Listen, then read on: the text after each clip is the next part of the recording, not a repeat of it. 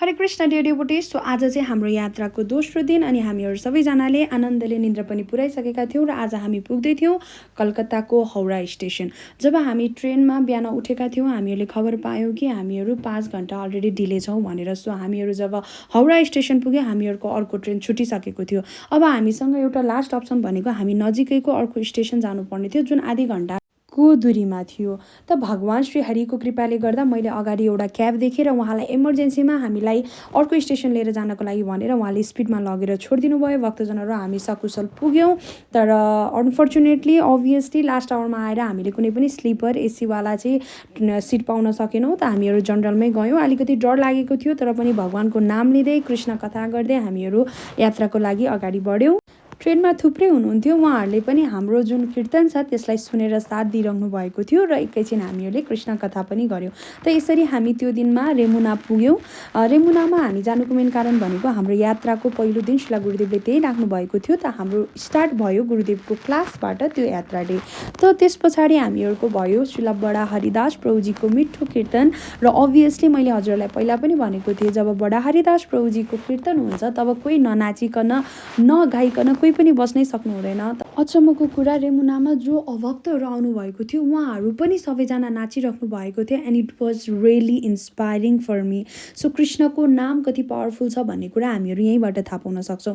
त यसरी भोलि बिहान हुन्छ र हामीहरू गुरुदेवको कृपाले गर्दा महान सन्त जो बलदेव विद्याभूषण हुनुहुन्थ्यो उहाँको बर्थ प्लेसमा पुग्यौँ। शिला गुरुदेवले हामीले रिकमेन्ड गर्नुभएको थियो सबैले यहाँ दर्शन गर्नका लागि। एकछिन यहाँ बसेर माला जप्यौँ र हामीहरू त्यहाँबाट खिरचोर गोपीनाथको दर्शन गर्नका लागि मन्दिरतर्फ लाग्यौँ। साँच्चै नै हामीहरूले धेरै स्टोरी सुनेका थियौँ खिरचोर गोपीनाथको। हजुरहरूले पनि सुन्नुभयो होला कसरी माधवेन्द्र पुरीलाई चाहिँ उहाँले खिर चोरेर राख्नु भएको थियो भनेर। सो आज त्यो साक्षात् दर्शन गर्न पाउँदाखेरि we all were so happy.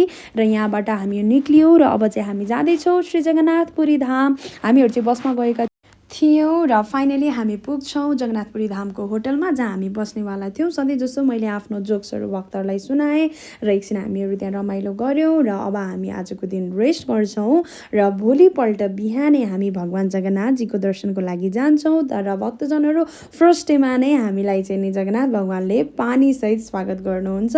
साँच्चै नै रमाइलो फिल भइरहेको थियो धाममा आएर पानी पर्दाखेरि चाहिँ जगन्नाथजीको एकदमै ब्लेसिङ्स फिल भइरहेको थियो। गुरुदेवले पहिल्यै भन्नुभएको थियो छाता लिएर आउनका लागि तर हामीहरूले त्यो दिन चाहिँ लान बिर्स्यौँ। एकछिन फोटो खिच्यौँ अनि पतित पावन जगन्नाथजीको दर्शन गऱ्यौँ। हामीहरू त्यो दिनभित्र चाहिँ जान सकेनौँ किनभने एकदमै धेरै भिड थियो र हामीलाई गुरुदेवको सेकेन्ड डेको यात्रा जुन जगन्नाथपुरी धाममा थियो त्यो पनि एटेन्ड गर्नुपर्ने थियो।